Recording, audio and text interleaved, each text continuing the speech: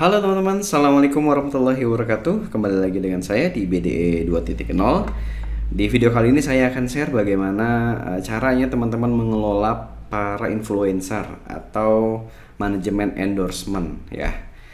Oke, yang pertama yang teman-teman harus ketahui ya, influencer itu adalah messenger of brand atau utusan brand, sehingga teman-teman ketika memilih influencer, ketika teman-teman memilih untuk menggunakan influencer sebagai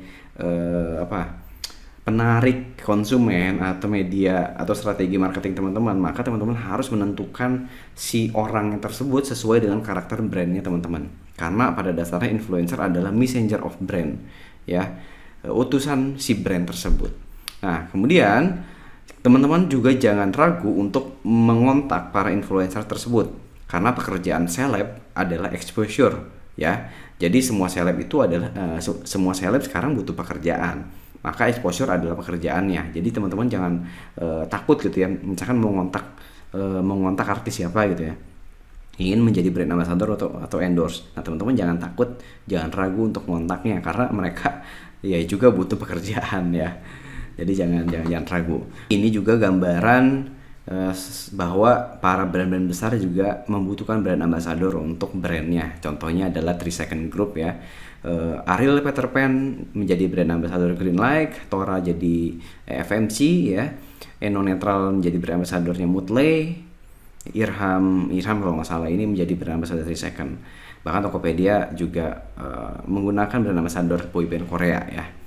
Nah, celebrity influencer dengan influencer itu sendiri atau micro influencer ini mana yang terbaik ya? Mungkin teman-teman, oh saya pengen endorse artis gitu ya, atau saya endorse micro influencer aja yang murah-murah gitu. Nah, kira-kira mana yang lebih efektif? Nah, ini adalah alasan influencer menurut survei dari Linkia ya. Jadi orang-orang itu menggunakan influencer itu alasannya adalah, yang pertama adalah untuk membuat konten untuk si brandnya tersebut. Jadi tujuannya bukan penjualan, tujuannya bukan untuk mendrive traffic, tapi ingin membuat konten atau foto katalog lah istilahnya mungkin ya.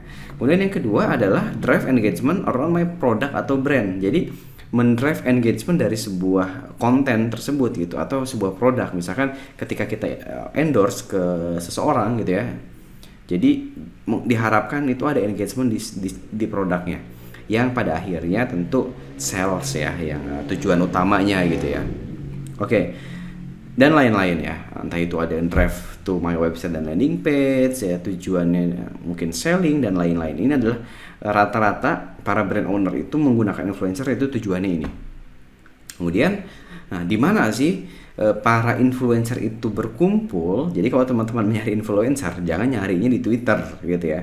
Twitter itu isinya bazar semua. Nah, mungkin sekarang yang lagi top adalah Instagram. Jadi kalau teman-teman nyari influencernya di Instagram, di Facebook, YouTube dan lain-lain ya. TikTok sekarang juga lagi naik ya. Ini adalah salah satu patokan ya teman-teman yang bisa teman-teman pegang. Jadi kalau misalkan gini, istilah ini istilah sih, misalkan teman-teman punya influencer itu followersnya 1000 sampai 10.000, ini kategorinya nano. Kalau misalkan 10 sampai 50.000 jadi kategorinya mikro. Kalau misalkan 500.000 atau 1 juta itu kategorinya makro. Nah, ini pun harganya berbeda-beda. Ya, misalkan nano ini mulai dari 20.000 sampai 100.000. Mikro mulai dari misalkan 500.000 sampai sekian. Nah, ini harganya berbeda-beda. Nah, kemudian ini juga menjadi survei, menjadi patokan juga buat teman-teman ingin meng-hire yang level mana gitu. Dan ternyata menurut survei ini kebanyakan yang works gitu ya, atau yang bagus itu adalah justru micro influencer. Kenapa mikro? Mungkin ini asumsi juga ya. Mikro itu mungkin karena followers sedikit, jadi engagement terhadap followersnya itu lebih oke gitu dibandingkan selebriti yang followersnya berjuta-juta ya. Tetap yang mungkin yang istilahnya yang aktif komen hanya sekian persen aja, itu namanya engagement rate ya, nanti kita akan bahas juga. Nah, ini saya sebelum masuk ke materi ini saya ngasih data dulu lah ya, supaya teman-teman kebuka influencer itu seperti apa, kemudian teman-teman kira-kira bagusnya pakai apa gitu ya. Nah ini juga berdasarkan survei, orang itu membeli suatu barang ya, purchase decisionnya ini ternyata terbanyak ya berdasarkan rekomendasi ya, berdasarkan rekomendasi. Jadi bukan influencer, bukan Instagram, ya, bukan selebriti, ya ternyata memang berdasarkan informasi apa rekomendasi. Kemudian yang keduanya berdasarkan influencer, ketiganya berdasarkan selebriti gitu ya. Ini adalah tingkatan istilahnya tingkatan kenapa si user itu membeli ya alasannya. Nah, kemudian 3 cara endorse produk ya, 3 cara endorse produk. Teman-teman ketika ingin mengendorse sebuah produk, teman-teman bisa mencari influencer melalui agensi, platform, atau direct artist. Nah, kalau teman-teman lewat agensi, teman-teman tinggal cari aja ya di Instagram manajemen aja, ada Lensa, ada Saranghai, ada Samudra, ada Pada, Hai dan lain-lain ya. Nanti di sini misalkan contoh Blessing Management. Nah, ini saya waktu itu ikut giveaway-nya Just No Limit gitu ya. Harganya cuma 200.000 aja gitu loh. Nah, kita ini tujuannya bukan sales, ini tujuannya untuk followers gitu ya, untuk engagement aja gitu. Ini dengan modal 200.000 kita bisa direkomendasi oleh Just No Limit ya. Kemudian ini saya contoh misalkan kita mau endorse juga dengan Triad Dewi gitu ya, followers sekitar 11.000, harganya cuma 20.000 aja teman-teman. Jadi akun kita direkomendasikan oleh banyak influencer. Nah, ini contohnya, cuma 20.000 kita bisa endorse ya ke nano influencer, ke micro influencer. Kemudian teman-teman juga bisa pakai platform. Nah, ini yang sering saya pakai adalah OnBazaar ya. onbazaar.com, teman-teman bisa cari OnBazaar, nanti di sini ada kayak katalog ya. Ini situsnya bukan situs jual beli manusia. Ini situsnya situs endorsement, teman-teman bisa pilih. Ini ada harganya, bahkan kita tuh bisa tahu ya insight dari akun tersebut gitu ya. Nah, ini kalau Sociabuzz ini juga lebih lengkap. Jadi si para influencer itu screenshot insight dari akun si influencer tersebut. Misalkan akunnya ini ternyata banyak followersnya cewek, akunnya umurnya followersnya berapa aja, itu udah ada insight-nya itu di Sociabuzz. Kalau yang lain-lain ini saya belum pernah pakai, tapi setelah saya cari ternyata banyak juga platform yang menawarkan hal seperti ini. Kemudian yang ketiga bisa direct artist. Kayak saya waktu itu endorse ke Awkarin gitu ya, langsung ada chattingnya, kemudian langsung ada harganya. Jadi kemarin waktu saya dapat promo yang tadinya 15 juta menjadi 8 juta gitu. Ini bisa juga. Jadi teman-teman jangan ragu untuk tanya-tanya ke adminnya ya. Nah, bagaimana sih cara menggunakan influencer? Bagaimana cara memanage influencer ya, pertanyaannya itu ya. Nah, yang pertama, teman-teman harus pilih influencer yang tepat. Ya, tepat ini seperti apa? Tepat sesuai dengan target marketnya teman-teman. Ya, jangan sampai teman-teman produk untuk sport, tapi kita influencernya istilahnya endorse-nya ke artis yang nggak suka olahraga gitu, yang artisnya mungkin badannya nggak bagus gitu ya. Nah, jangan sampai seperti itu gitu kan. Cari influencer yang tepat. Kemudian yang kedua adalah cek engagement rate-nya. Nah, engagement rate ini bisa dicek melalui aplikasi ya. Ini adalah rata-rata data rata-rata engagement rate ya. Kalau misalkan Instagram followersnya kurang dari 1000, biasanya engagement rate-nya ini tinggi ya, 7%. Jadi dari 1000 berarti berapa? 70 orang biasanya yang komen, memfollow gitu. Itu bagus gitu loh. Kalau di bawah itu berarti jelek. Nah, kalau misalkan followersnya di atas 100.000 ya, jadi wajar kalau misalkan followers 100.000 yang komennya nggak lebih dari 10.000 gitu ya. Bahkan nggak lebih dari 1000 gitu, cuman angka ratusan, itu wajar karena emang algoritma dari sosial media terutama Instagram itu seperti ini gitu, kira-kira 1%-an ya.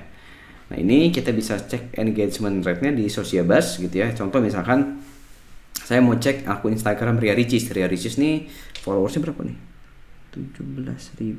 17 juta ya, luar biasa. Ini 17 juta gitu ya, Ria Ricis 17 juta. Engagement rate-nya 1,85%. Ini udah bagus karena rata-rata di lebih dari 1 juta itu biasanya cuma 1% doang ya. Ria Ricis ini 1,85% engagement rate-nya ya. Ya, bisa pakai ini toolsnya, teman-teman cari aja. Misalkan cek Instagram engagement rate gitu ya, itu ada. Kemudian yang ketiga adalah cek Instagram Insight ya, minta screenshot Instagram Insight atau Instastory viewer mereka. Jadi kalau kita mau endorse, Kak tolong dong lihat viewer Instastory-nya berapa, itu dicek.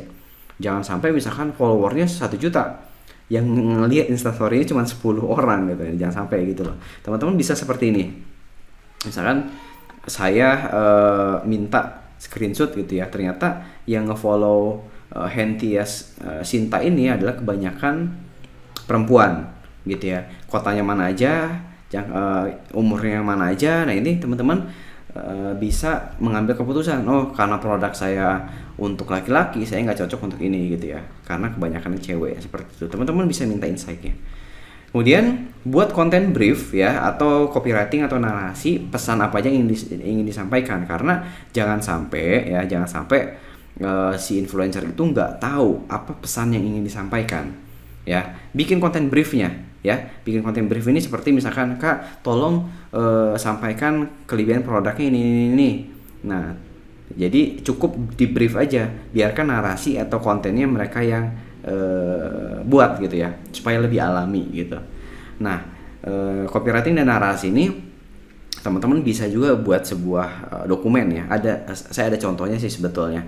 Ada contohnya, misalkan saya ingin membrief sebuah artis atau sebuah influencer, itu ada tuh briefnya, jam berapa aja, targetnya apa, segala macam itu udah ada. Nah, teman-teman bisa bikin simpelnya sih, atau brief pesan apa yang ingin disampaikan gitu ya. Kemudian yang kelima adalah jadwalkan posting, karena teman-teman harus buat cek jadwal terbaik untuk posting, karena setiap influencer itu punya jadwalnya masing-masing. Misalkan teman-teman pengen launching tanggal 17 Agustus. Nah, pastikan influencer tersebut tanggal 17 Agustus itu kosong gitu ya. Kosong dalam arti ya kuota untuk posting promonya itu ada gitu lah. Jadi jangan sampai kita promo 17 Agustus gitu, teman-teman baru atau nggak tanya di jadwal tersebut ada apa enggak, atau teman-teman baru ngebriefnya itu di tanggal 14 Agustus gitu, itu agak sulit. Makanya usahakan jauh-jauh hari gitu loh. Yang keenam, jangan lupa jadikan aset marketing. Jadi ketika teman-teman udah dapat foto influencer, kemudian kita dapat testimoni dari influencer, itu harus diarsipkan menjadi sebuah konten marketing atau aset marketing. Semua foto dan video itu bisa dijadikan konten iklan. Misalkan teman-teman endorse ke orang, misalkan ke Raditya Dika gitu ya. Teman-teman punya bisnis fashion atau kuliner atau kriya, endorse ke Raditya Dika istilahnya ngomong gitu kan. Nah itu hasil videonya itu bisa teman-teman iklankan, sehingga itu menjadi social proof-nya teman-teman ya. Sehingga istilahnya menarik orang untuk mengklik atau beli gitu, karena direkomendasikan oleh artis gitu ya.